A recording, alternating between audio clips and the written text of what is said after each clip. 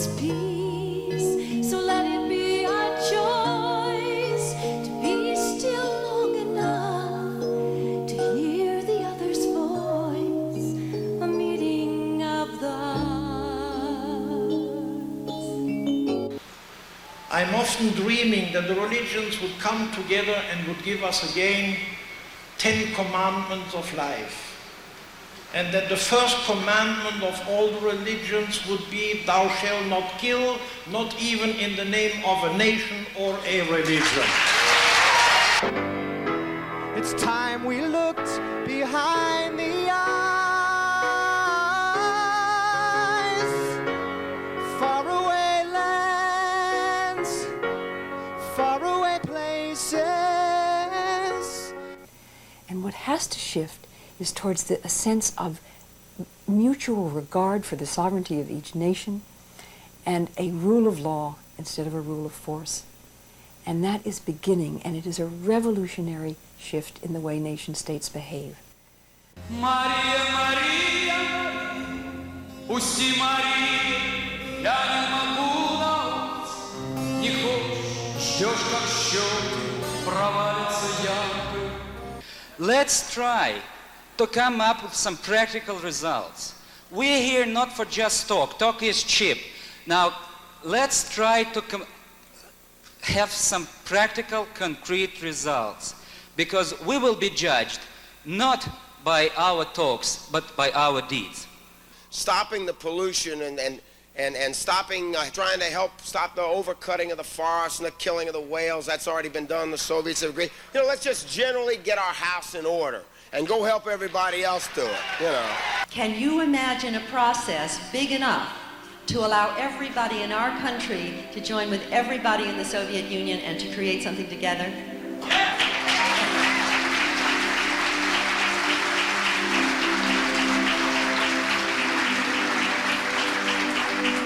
Our purpose here is to launch a process that can eventually be big enough for the people throughout the whole world, not just the Soviets and the Americans, to join together to create new worlds. Individuals have come from both our nations, and you will be joining together in task forces tomorrow. And in those task forces, we're going to ask each person to speak not only from their hearts, both from their hearts and from their personal passion. What would you like to do? See, the new way of thinking leads to a new way of doing. We have a database of existing Soviet American projects, so that if you come up with an idea, you do not need to reinvent the wheel. You can go find out what already exists and plug into it. We have a team of analysts for you who will help, both Soviet and American, who will help you decide which project might be most important. We have an internal media system. The television cameras belong to the people here. They're not outside. And their purpose is to communicate, to pick up your highest moments of creativity. If you're having a great insight, call for a camera, and we'll send one in. Because we intend to change the concept of news.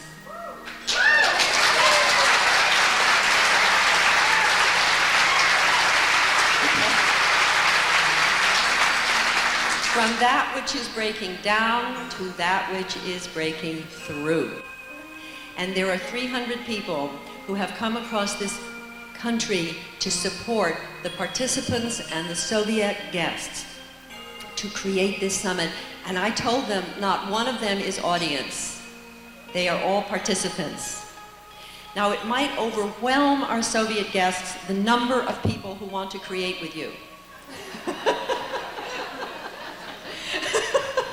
You may have to tell the Americans to stop. But I want our Soviet guests to know they are outnumbered 4-1.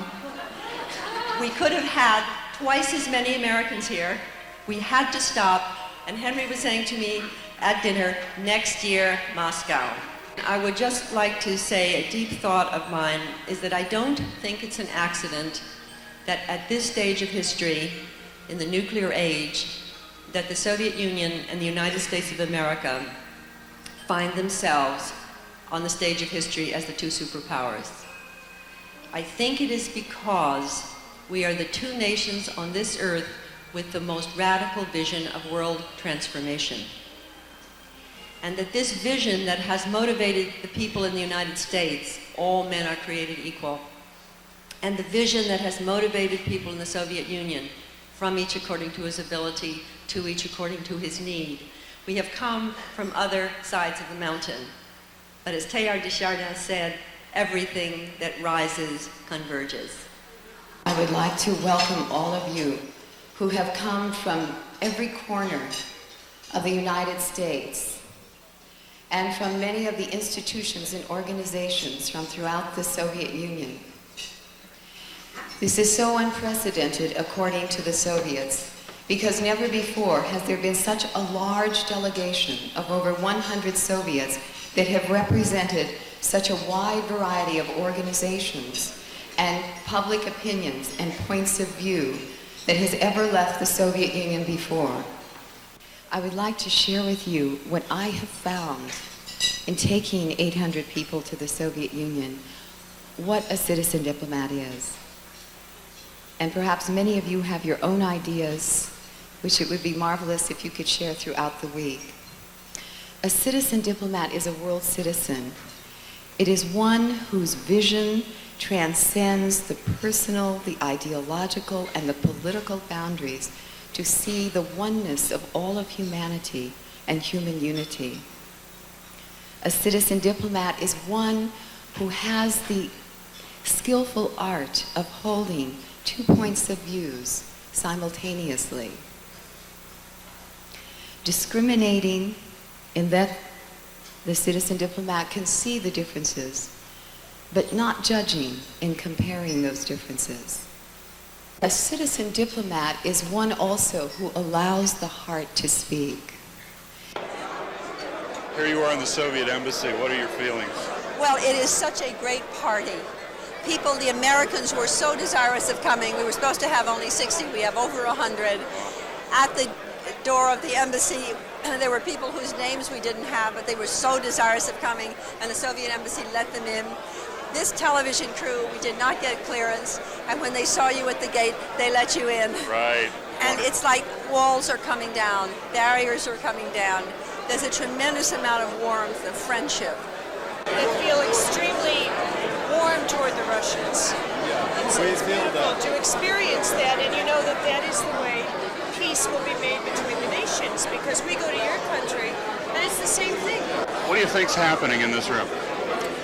A lot of things. I don't know all. I can't say all of it. You have American dreams. Your people was the people of pioneers, and now you see only to earth. You may, like, if you are pioneer now, not in прошлом. In the past. In the past. If you now are pioneer, we must go with us together to the Mars, like pioneer, real pioneers. Well, you have been in outer space, and most people haven't. The Americans are afraid of the Soviets, and do you think that's one reason why we haven't been planning joint trips to Mars and to explore the universe? Because we're afraid? The Americans are afraid. I guess the real question... Do you afraid me? No. You are American? Yes. Is that why? Mr. Henri Borovik is the president of the Soviet Peace Committee, and please join me in giving him the warmest possible welcome. I would like to tell you that I have a great honor to give you personal greetings of the General Secretary of the Central Committee of the Communist Party of the Soviet Union, Mikhail Gorbachev.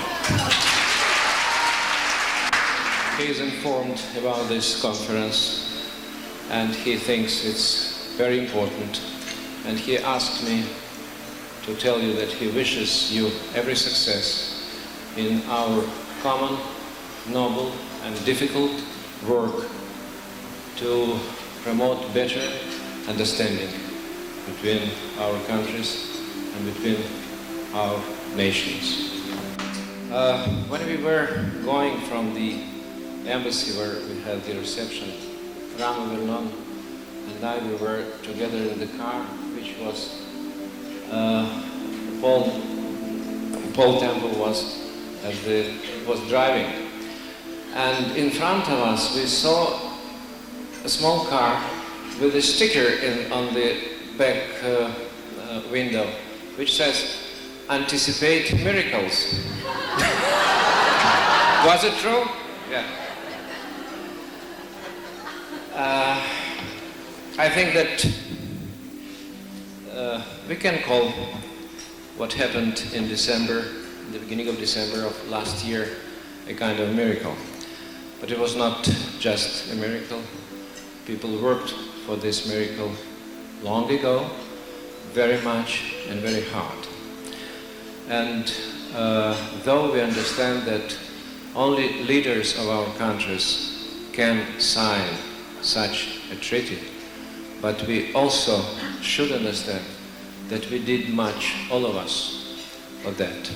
Not only those who are here in this beautiful hall, but millions of people who marched, who tried to open their hearts, who tried to understand each other by eyes, by shaking hands, by all means of what a human being can do to each other. I think that if we speak about pyramid, and on the highest level of it are two leaders signing this wonderful treaty, the basis of pyramid are people. And Mr. Gorbachev told not once that the people are sometimes and maybe always ahead of politicians. Let's be ahead. Is it possible that we allow some stupid politician or some robot by mistake or by bad will to destroy such a beautiful, long and very hard process of making human? I think that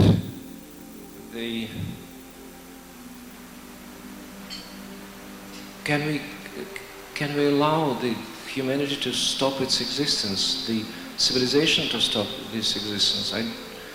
I'm sure we don't. We are not allowed to allow this.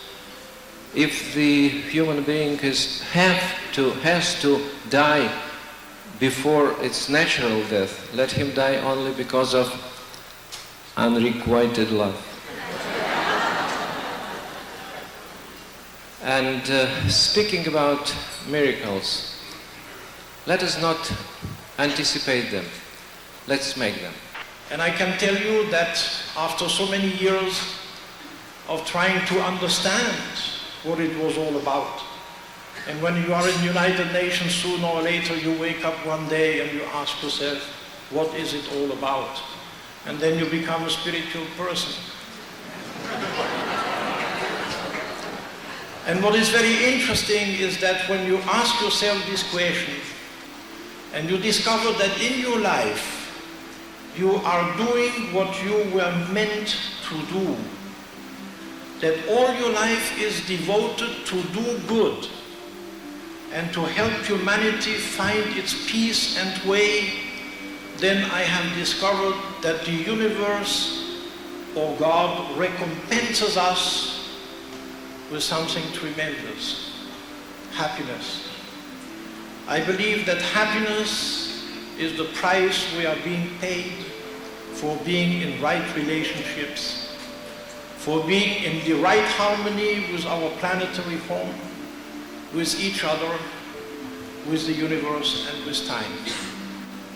We should all be very happy to be alive at this particular time of evolution, when we know so much and when there is a possibility of making so many revolutions and changes in the way which we behave on this particular planet.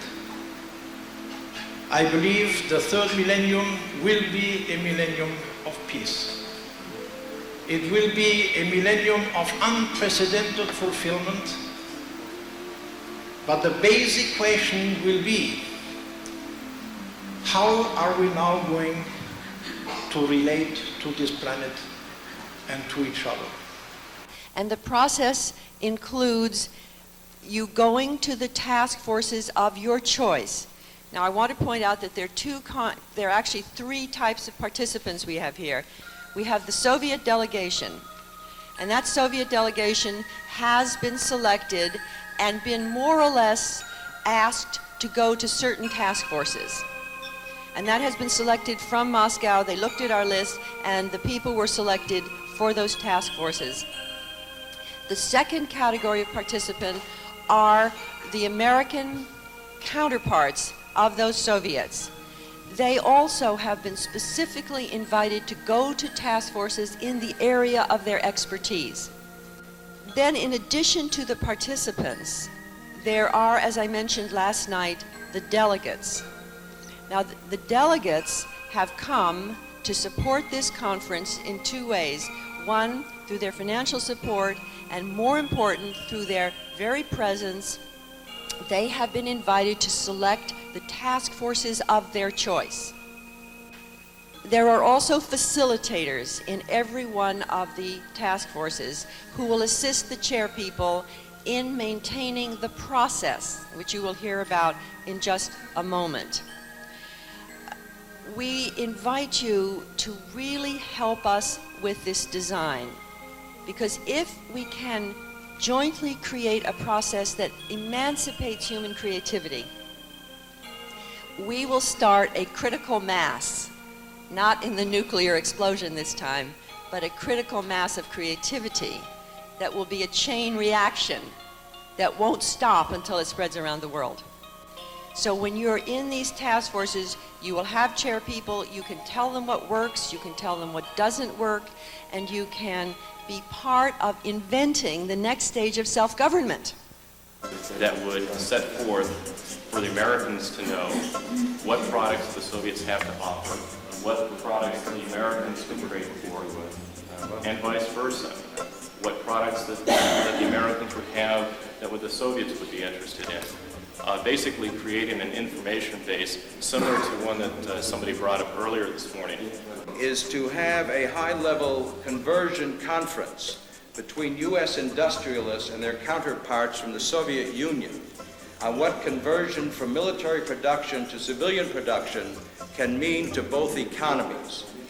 At the last meeting of the U.S.-USSR Trade and Economic Council, Duane Andreas from Archer Daniel Midland, who's head of the U.S. side of the Trade Council, proposed in his opening that each one of our countries could take some $100 billion out of their military budgets to be used for our economies, which both sorely need these funds. And even though it may not sound that it deals directly with trade, it has a tremendous important impact on the question of how we work together on an economic basis and what this can mean to both of our economies.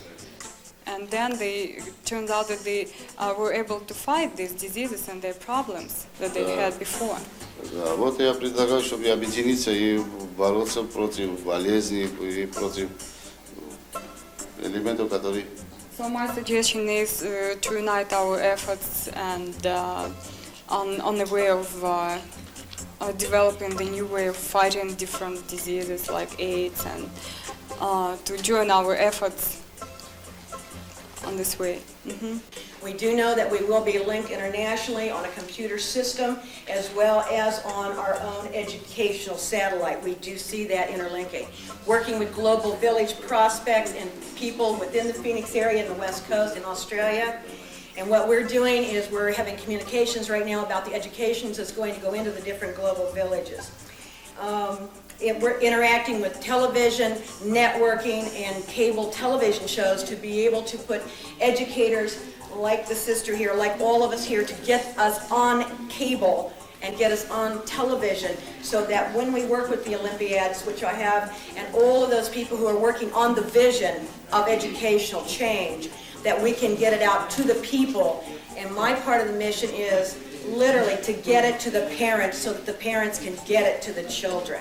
Programs to encourage young people to understand what people in the Soviet Union are thinking while they're in high school, because I think you can hardly begin too early to be more realistic in our appraisals of different people. Our cultures are not that different. One of the things that impressed me when I was in the Soviet Union is that they read so much of our literature. They read all their books, even the ones that are banned or smuggled in, and they read it. But how many of us read any Russian novels except for a very few? Every Russian child studies English, and they know about us. The main idea is to keep peace in the nuclear-free world. How to do that? The Soviet Union proposed, as you know, a comprehensive system of international security. It means that that system should rely upon military pillar, political pillar, economic pillar, then humanitarian pillar, ecological pillar. So that's the world should rely upon, and in any pillar should be Soviet-American cooperation, East-West cooperation. So not on military confrontation, but those 5 pillars cooperation. So. And this is why I was so happy today. Frankly, I didn't know what was going to be my project when I sat here. I had 2 or 3 things in mind. But when I saw our Soviet brothers and sisters that are here, I thought, well, maybe this is the opportunity, because we are like mind, and maybe now. I know that 600 corporations, United States corporations, they're involved in South Africa, and sometimes people don't want to discuss that. Also, military support goes there. You know that we do not have any trade. We're against apartheid. So one school is signing the document, another school in the United States of America is signing the same document. It's working this way. But if you go just to the streets with a document and will be asking people, please sign this document, I don't think in this country, I don't know how many of them will sign this document, because there are so many people asking to sign this or that thing in this country. I personally saw it with my own eyes. So I think that it won't be very practical to do this way. To find parallel organizations, school to school, nursery house to nursery house, I don't know, Ministry of Defense with the Ministry of Defense, on different levels. And that would be even more efficient. Yeah, this is, I think, the most efficient way. Some of our members of our group have been working with Soviet counterparts to put together a work camp in Costa Rica, probably in January of next year, and they will be working on a reforestation project. Another project idea is to have a team of Soviets and Americans, about 5 members of each team, go to a third country, perhaps India, to work on a project for 1 or 2 years together in a health or an environmental area. И мы, американцы и советские люди, делаем много для развивающегося мира, но если мы будем где-то вместе делать совместные проекты, это будет очень хорошо. And we, the Soviet Union and the United States, both do a lot of good for the third world. But if we could do something mutually together, that would be very good. Perhaps a summary of the things we've committed to work together on, like the joint program working on production of films, like the Cossacks in Texas, like the Future Wave film, the musical, the other things that we have now agreed on this board. We've put our names on them, we've signed on them, we've reached agreements to explore cooperative ventures in these areas. И в этом будет сказываться стремление людей сохранить род человеческий. Because this would be a sign of the desire of us as the believers to save the humankind. What are the high principles that guide your action? I think it's a combination of a very deep no and a very deep yes. And the no is to state violence, is to state murder, whether it be terrorism in Nicaragua or invasion in Afghanistan, oppression in Eastern Europe. The first use threats of nuclear weapons, which is the basis of our nuclear policy, where we are at the cornerstone of our NATO policy, is the threat to initiate nuclear war. So as a peace activist, I put the whole weight of my life in saying no to that kind of wanton violence. Then there is the yes. That yes is to the truth that we are one family, one species on the face of this earth. It is yes to respect and reverence for life. It's yes to the principles of the founding of this country, of the equality of every individual on the face of this earth. It's yes to cooperation. It's yes to shifting our resources away from death and destruction to life and to the enhancement of this planet. In the process of working with veterans over the last few years in this country for peace, we have talked about a number of ways that we could elevate the consciousness of our country to be more viscerally involved in peacemaking rather than just intellectually involved. Because those of us who have been in combat and been in war have had to deal with the visceral dimension of insanity. War is insane. It's got to stop.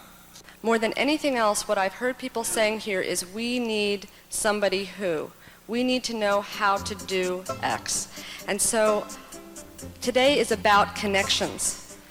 And you'll have an opportunity in a little bit to just get up and wander around and see what our friends and colleagues have come up with and talk with people about the ideas and give your own ideas about how to actually accomplish much of this work. To build both in Moscow and Washington two identical museums of Soviet-American, Russian-American relations. I have developed an organization, Defense Executives for Human Success, and I have a company that does electronics for the defense industry. We, sponsored by the Soviet Peace Committee and the Center for Soviet-American Dialogue, will take a delegation of defense industry and business people from the United States to Moscow and Leningrad in April. This is a campaign that's going to happen across the United States, April 6th. I, myself, and about probably 1,000 other people were walking across America for 5 months, getting people to say yes to life rather than no to drugs, no to poverty, no to war. And I want you to find children that you think might like to be in this so that they can participate in the youth summits, which are going to report. The Youth Ambassador Summit and the Direct Connection Summit are going to be reporting directly to Gorbachev and Reagan after they happen. And this is a chance for kids to be able to say what their ideas are and their hopes for the world are on a whole range of topics and know that they're going to be heard. Our idea is to create a management institute that would offer management exchange programs between Soviets and American management teams, to create trainings, workshops, and seminars, to publish books and articles, to create perhaps a traveling rail show that would visit a lot of Soviet cities, where we can have one railroad car that would be full of the latest computer technology, another railroad car full of trainings and seminars and exhibits, etc. Вторая программа предусматривает повышение ответственности. Another project presupposes raising the moral and ethical responsibility of journalists. Physicians are known to have the pledge of Hippocrates. We would like to join our efforts and draw up a creed that every media person should subscribe to. According to that creed, a journalist cannot speak for war, for violence, for conflicts among nations. Convergence Center is a place where everything seems to converge. Not only just people. People and papers and computers and, well, you can see it all around you. It is a place of convergence, of everything coming together in the mind and in the heart. And so in here we are mapping all the projects that are coming out of the task forces. We have a research base of information that is available to the people here to make their projects very real. And we have a lot of computer equipment here to try to capture all of the information that is coming out of the task forces so that we can give it back to everybody who's here. We're in the process of doing our final edition of the daily Summit, which is the Summit Daily, which is the daily newspaper to provide good news to the participants here at the summit. And that comes out every day. When do they receive it? They receive it at the plenary session each morning. It's on their tables, and we have one for each of the participants, and we have also translated several key articles in Cyrillic, in Russian, to have available for the Russians. I came to make a phone call to a senator because we're arranging a meeting for the 2 Soviet cosmonauts to meet with Senator Harkin this afternoon. Yesterday they met with Congressman Torricelli, and that was wonderful. He agreed to going on the Mir space station. Really? Officially, actually, Really? if invited, so that's a possibility. And he agreed to invite Grechko, or to have Grechko send a replacement during hearings that he hopes to call for on the National Commission for Mars, to study Mars, a joint Mars mission. Well, we have found our Soviet counterparts for Global Family in the Soviet Union. That's the most exciting piece. What's Global Family, first of all? Okay, Global Family is an international network of spiritually like-minded individuals, people who, in their own sense of who they are, beginning to go beyond their own personal boundaries and see themselves as part of a global family. See that we have to look at the world as one whole.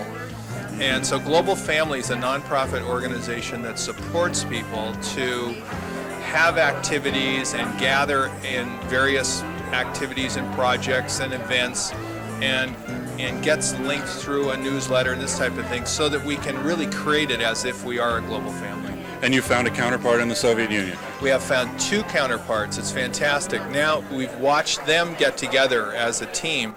I'd just like to see if what kind of a project we have in broadcast media. Just any project. Well, this is one right here that I'm working on. Okay, just describe that to me. Well, it's called the Center for Documentary Cooperation, and they're working on the exchange and production of Soviet and American programming and having a central place for planning co-productions.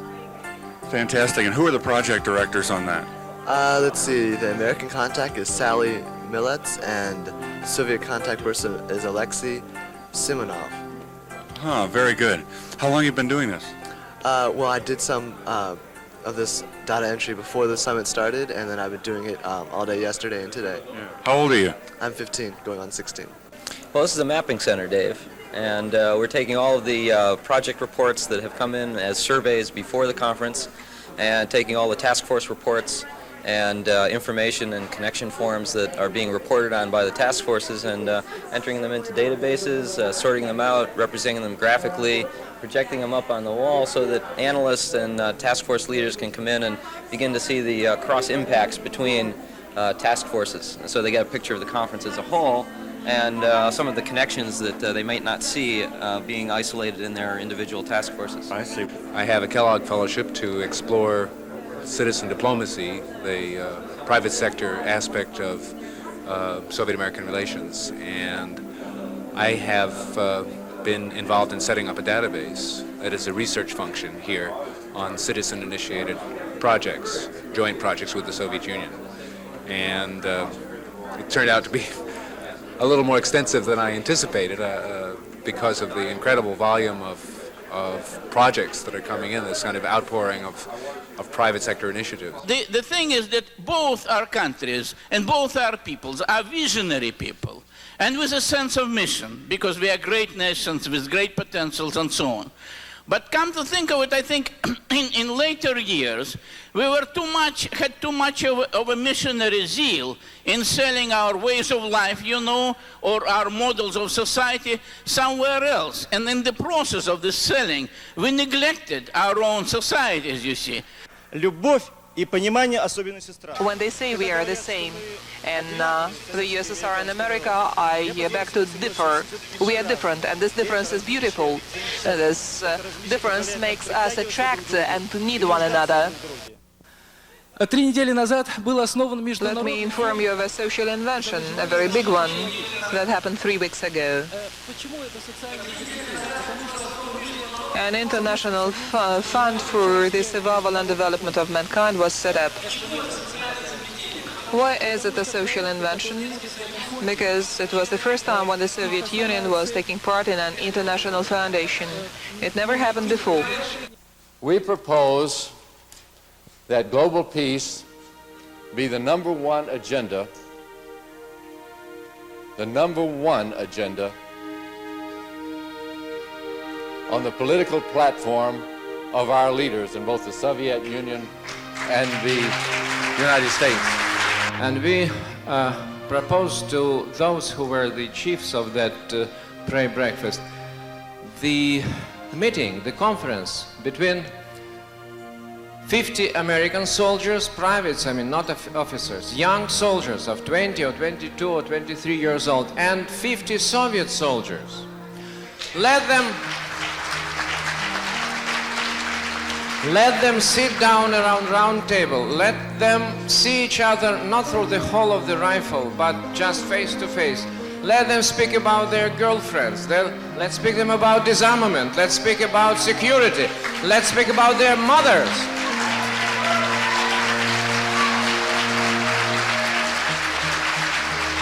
Let them understand that they were not born to kill each other, but they were born to make our planet better and our relations better. I trust that you will understand that patience is needed for peace. Patience is needed for understanding. The great Apostle Paul said, we're all members of one body, and when part of that body becomes sick, the whole body is weakened. Let us recognize that we are part of one body and stand together and patiently work together for peace. I think these citizen action movements, this kind of activity is the most important thing going on the planet without fail. It's a sobering fact to recognize that what we are dealing with is not just holding hands across the ocean, however important that may be, not just learning that after all the Soviets or the Americans, as the case may be, are actually human beings and that we really can learn to get along. But what we have to learn to get along at is this far, far vaster task of together with all the rest of the population of the earth, making the kind of mind change that will allow us to have a viable planetary future for all time to come. When we communicate with the American people, we indeed see their open way. They're very friendly. They want to know us. And I would like to wish that we should not cultivate the image of enemy of each other. A little knowledge of each other brings us to a sort of suspicion of each other.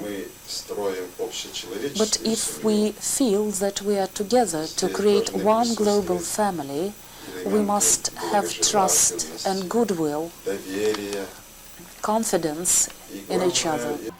In this Peace Command Center, in this situation room of the peoples of Earth, what we do is we scan the whole world for what's working. We map the process that people are now doing in their projects. We bring ourselves together and we communicate it live. To propose to leaders of the NATO and Warsaw Treaty countries to appoint a joint committee of their respective military chief of staffs to devise a mutual security system devoid of nuclear weapons that will guarantee mutual security of their member nations.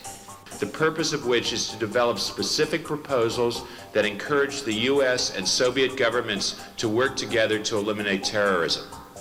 First, there will be a prototype project where 12 young Soviet citizens, 12 young Americans, and 12 young Costa Ricans, sponsored by the Holy Earth Network, Earth Stewards Network, and the Volunteers for Peace, will go with Komsomolskaya Pravda and Sputnik to Costa Rica for a work camp to do a reforestation project. Secondly, we will be with the group Plowshares and the Soviet Peace Fund, we are going to be sending a team of volunteers, American and Soviet, for 1 to 2 years to work on a life-serving project in the Third World. Our first proposal would be the first joint US-USSR UN initiative, which we the proclamation of an international year for global education. Also the activation of 30 UN days, the establishment of a global association for peace for children of the world, a joint Soviet-American task force and advisory board for Peaceland, which is a creative park for children in Moscow, a clearinghouse for information, and open telecommunication lines between our two countries to facilitate all of the task force projects. Но мы, как люди дела, закончили сегодняшним проектом. Мы договорились с Питером о том, We agreed to meet in 3 months in Moscow to start a joint Soviet-American venture of farmers' exchanges.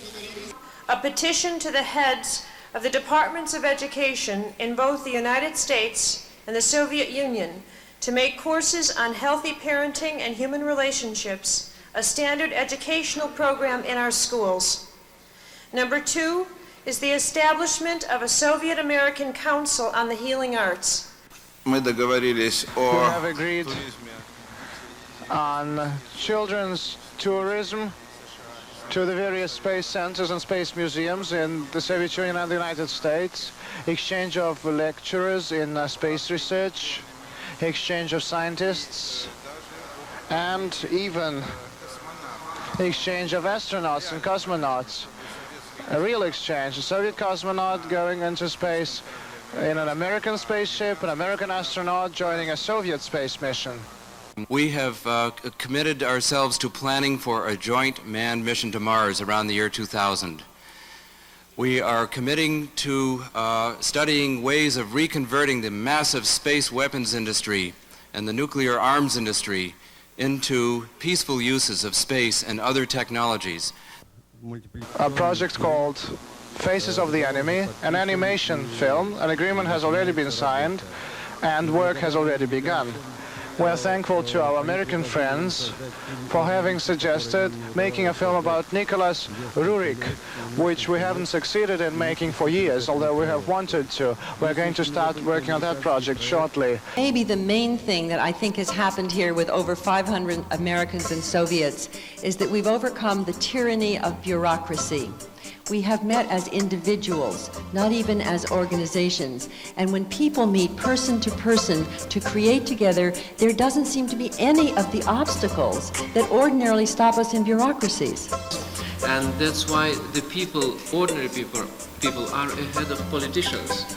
And that Gorbachev said several times during his speeches, and I think we should agree, and we should ask politicians to follow us, to follow ordinary people. Exactly.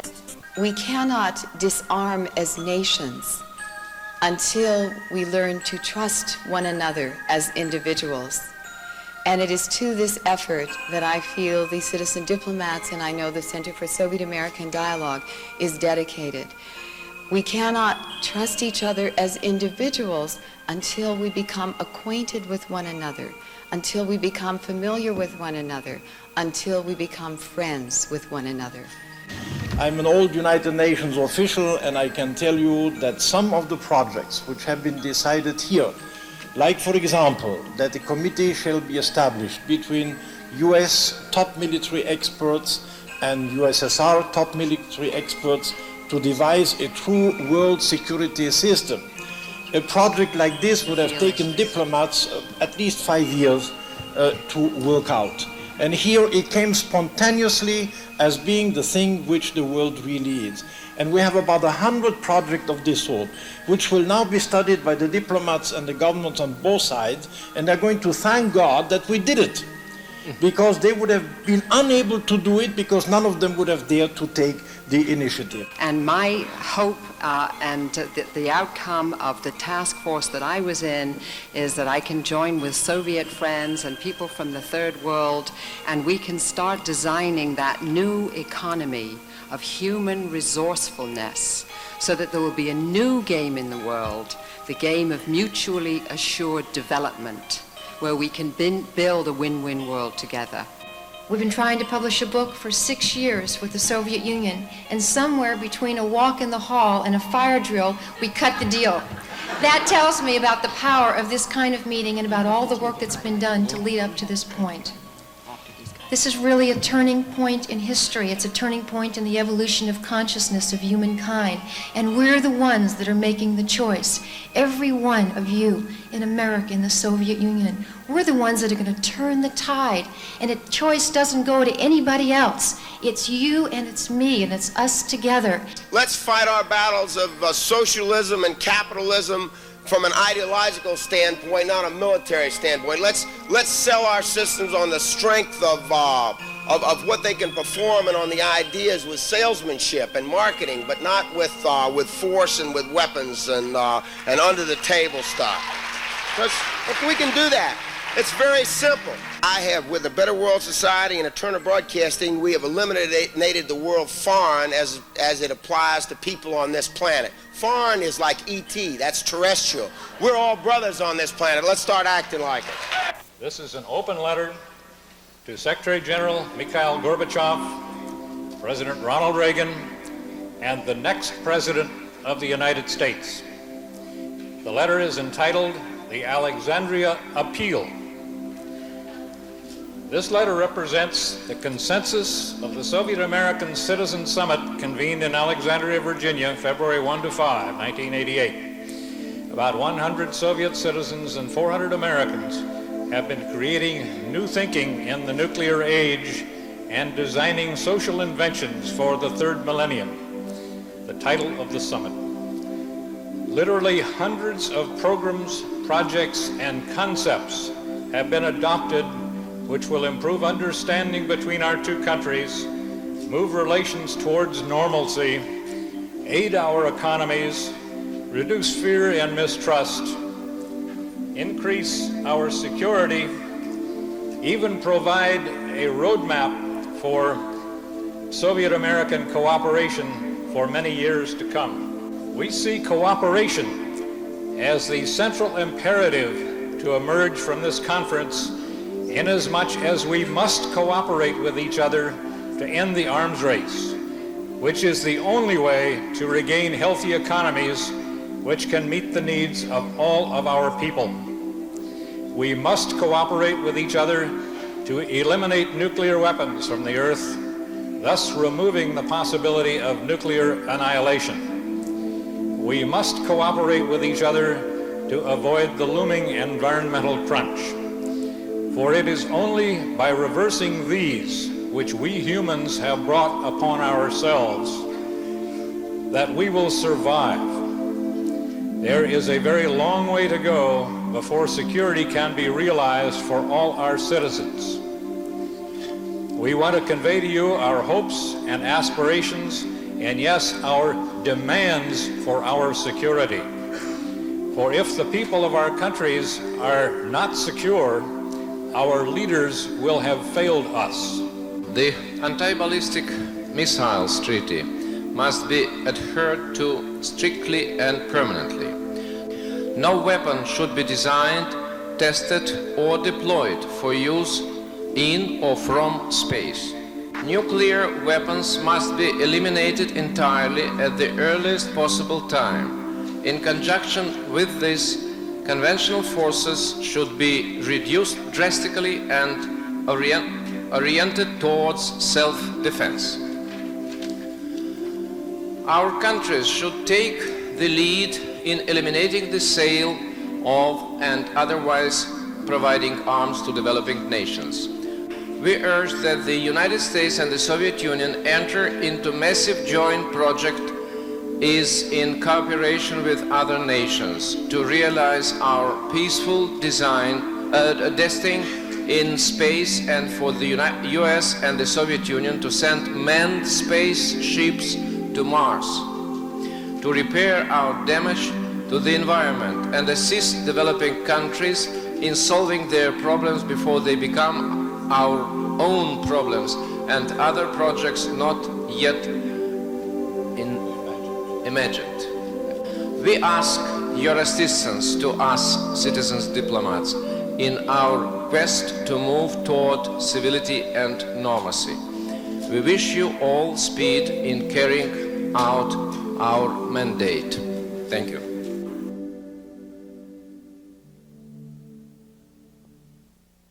we talked about what it might have felt like in the early times on this earth before there was any life and the molecules were bumping against each other, and at some point they discovered the pattern of life and they could see, and there was consciousness on this earth.